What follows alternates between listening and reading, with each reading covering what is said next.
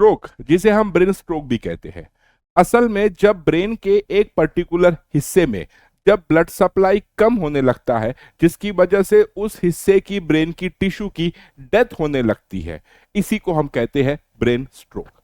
अब ये brain stroke दो टाइप का होता है। पहला ब्रेन स्ट्रोक जिसको हम कहते हैं इस्चेमिक स्ट्रोक, जब ब्लड वेसल, किसी पर्टिकुलर ब्रेन के हिस्से की ब्लड वेसल जब ब्लॉक हो जाती है और ब्लॉक होने की वजह से ब्लड सप्लाई प्रॉपर नहीं होता है, तो उसको हम कहते हैं इस्चेमिक स्ट्रोक। और अगर मान लीजिए कि ब्रेन के पर्टिकुलर हिस्से की ब्लड वेसल जो है वो रप्चर हो गई, जिसकी वजह से ब्रेन के उस पर्टिकुलर हिस्से को ब्लड सप्लाई नहीं हो रहा है, तो उसको अपन कहते हैं हीमोरेजिक स्ट्रोक।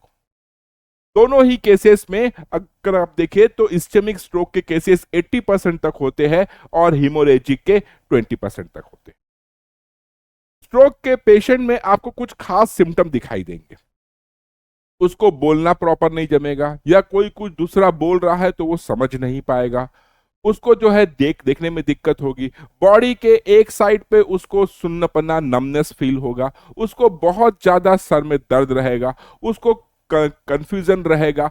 चलने में दिक्कत रहेगी। वो ठीक से खड़ा नहीं रह पाएगा। उसका मेमोरी लॉस हो जाएगा, मतलब वो लोगों को पहचानना बंद कर सकता है। और अगर इसको तुरंत हॉस्पिटलाइज नहीं किया गया तो ये बहुत खतरनाक रूप ले सकता है। तो अगर आपको ब्रेन स्ट्रोक का ये शॉर्ट हमारा पसंद आया हो तो लाइक जरूर कीजिएगा। कोई क्वेश्चन हो तो कमेंट जरूर कीजिएगा। मैं पूरी कोशिश करूंगा रिप्लाई करने की।